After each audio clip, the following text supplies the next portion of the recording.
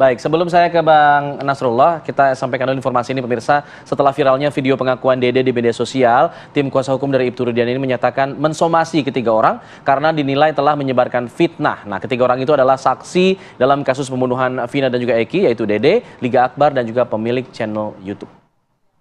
Kuasa hukum Ibtu Rudiana, Pitra Roma Doni Nasution menyatakan pihaknya telah melayangkan somasi kepada 3 orang. Dan menurut Pitra, kesaksian Dede di kanal YouTube merupakan fitnah terhadap Ibtu Rudiana.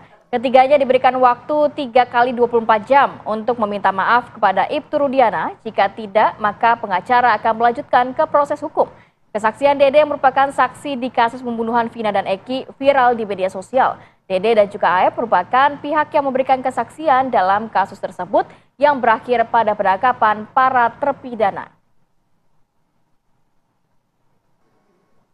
Saudara Dede ya yang menyatakan bahwasanya ya Ibtu Rudiana ini menyuruh dia untuk merekayasa keterangan agar seolah-olah tahu, agar seolah-olah keterangannya seperti ini sesuai dengan permintaan Ibtu Rudiana, itu adalah fitnah dan pencemaran nama baik bagi Ibtu Rudiana.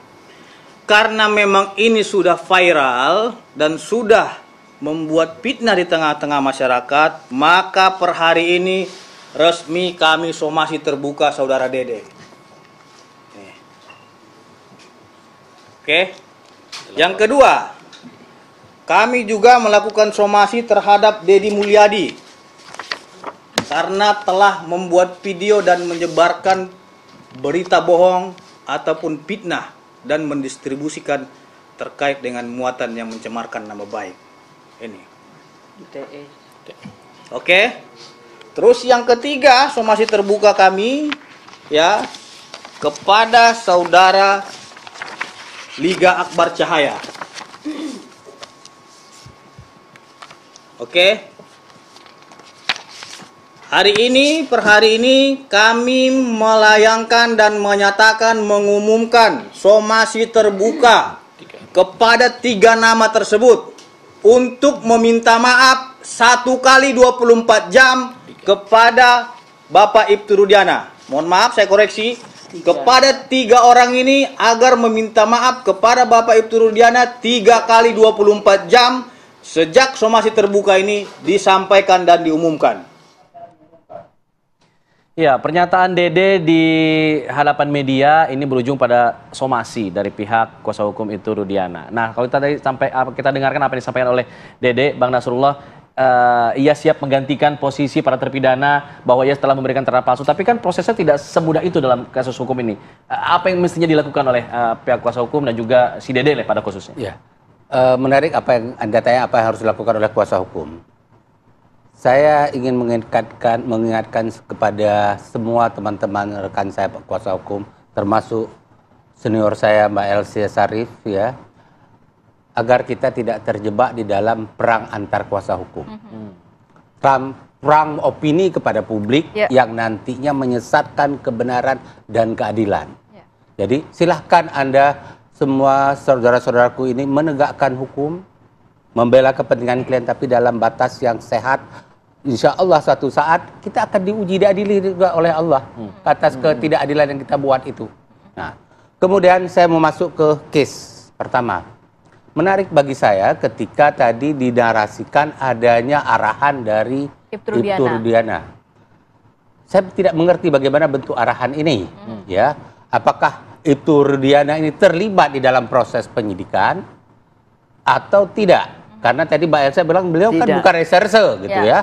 Nah, terus kalau bukan reserse, ya berarti kan tidak terlibat di dalam reserse krim loh ya, krim mungkin reserse di tempat lain ya nggak ada masalah ya. Tetapi dalam kasus ini beliau tidak boleh terlibat dan ada di dalam pengarahan-pengarahan. Karena apa? Yang namanya penyidik itu tidak boleh konflik kepentingan.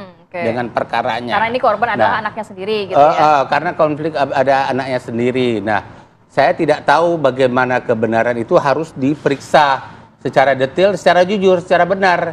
Jangan semua pemeriksaan juga ada rekayasa nanti. Ya. Nanti kita menutup satu kebohongan dengan kebohongan lagi, tutup lagi dengan kebohongan. Akhirnya penuh dengan kebohongan. Akhirnya orang bilang, sudah sesat peradilan ini. Ya. Kapan rakyat kita mau percaya lagi? Kalau Anda para lawyer pun menyesatkan rakyat. Padahal nama kita lawyer ini sudah sangat sesat sekarang. Ayo kita bangkit, kita bangun kembali. Tadi sempat dikatakan oleh Bang Jutek bahwa sebenarnya kalau nanti posisinya Liga Akbar sudah mencabut keterangan, Dede sudah mencabut keterangan, terpidana ini ada yang sampai seumur hidup begitu ya. Lantas bagaimana? Cukup kuat nggak keterangan Aib saja begitu? Nah, sekarang saya mau masuk ke case ini, ya. Yang namanya seorang saksi, tidak sedikit loh fakta yang kita temukan di ruang sidang yang berbohong di ruang sidang. Tapi kita tidak bisa memproses dia. Karena ada tembok-tembok yang mau berhalangan dengan yang dihalangin. Karena apa? Untuk orang berbohong memberikan keterangan palsu di ruang sidang, ada ketentuan KUHP menyatakan bahwa hakim dengan penetapannya menetapkan dia memberikan keterangan palsu. Nanti oleh jaksa penuntut umum diproses kasus itu. Selama hakim tidak menjatuhkan sanksi dia memberikan keterangan palsu di ruang sidang, kita nggak susah mengitukan. Nah, tolong diingat, ini saya memberikan pembelajaran kepada seluruh rakyat Indonesia.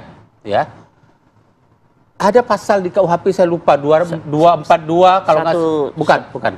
Sekitar 242. Setiap orang yang memberikan keterangan palsu di bawah sumpah di persidangan, dia dihukum 7 tahun penjara. Tapi itu ada proses sendiri ya? Dia lewat proses. Tetapi kalau keterangannya itu justru memberatkan terdakwa dalam perkara pidana, keterangan sampai 9 tahun. Nah, tolong hati-hati juga ini. Kalau Dede ini ya, Anda sudah memberikan keterangan palsu, kalau memang benar Anda mengatakan itu arahan dulu. Dan dia mengakui bahkan kan? Ya, kalau memang benar Anda diancam 9 tahun penjara karena keterangan Anda telah merugikan orang. Tetapi masalahnya begini. Tetapi masalahnya begini, jangan takut dengan ancaman 9 tahun. Takutlah dengan bahwa Anda telah menzalimi orang yang sudah masuk dalam penjara seumur hidup. Perbaiki, kalau ada kesalahan dalam hidup ini, semua orang punya kesalahan. Mbak Elsa punya salah dalam hidup, saya punya salah, Anda semua punya salah. Perbaiki kesalahan itu, tegakkan kebenaran, dan jangan takut dengan ancaman itu. Tadi kan dibilang rekan lawyernya Pak Rudiana bukan lawyer Pak Pitra. Akan kami lapor somasi. Jangan gentar kalau memang Anda benar. Kalau benar. Tapi kalau memang Anda sudah keliru dalam membuatkan statement-statement tadi, minta maaf. Apa yang disarankan oleh Pitra tadi, ya lakukan. Minta maaf, saya keliru. Tapi kalau Anda benar, yakin Anda benar bahwa inilah kebenaran dan ini kesempatan bagi Anda menegakkan kebenaran, no problem. Dah dihukum 9 tahun, bisa saja Anda tidak sampai 9 tahun, mungkin 9 bulan diberikan oleh hakim. Karena apa? Anda telah memperbaiki keterangan yang palsu. Anda mengambil resiko, bisa saja hakim meringankan. Dalam kasus Pak Sambo itu, yang menembak itu, bahkan dihukum sangat ringan. Karena apa? Dia telah mengungkapkan kebenaran. Nah, tapi ingat, ya, proses keterangan yang disampaikan ini masuk ke pertanyaan Anda barusan. Proses yang keterangan ini diberikan oleh beberapa orang saksi tadi yang mencabut keterangannya tidak ujuk-ujuk. Karena apa? Keterangan mereka di ruang sidang itu telah menjadi fakta persidangan. Berdasarkan fakta persidangan inilah kemudian oleh hakim diolah bersesuaian satu dengan yang lain menjadi fakta hukum. Berdasarkan fakta hukum itulah kemudian diputuskan oleh hakim. Dan putusan itu sudah berkekuatan hukum. Sedikit lagi. Penting ini karena ujungnya kalimat di sini. Ini sudah menjadi fakta hukum dan menjadi putusan berkekuatan hukum tetap. Apakah ini dengan Anda memberikan keterangan di akta notarial merubah itu? Tidak. Tidak. Tetapi bisa berubah kalau misalnya tim lawyernya menjadikan ini sebagai bukti baru. Bukti baru nanti kan diperiksa mereka di sidang PK, di sidang tahap di pengadilan. Tingkat pertama, bukan langsung di MA ya. Diperiksa mereka di situ. Di bawah sumpah mereka memberikan keterangan, diperbaiki, dicatat oleh panitera semua, dikirim oleh majelis ke Mahkamah Agung. Berdasarkan itulah Hakim Agung akan memeriksa ini benar fakta baru apa tidak. Baik, baik, Baik, betul. Baik.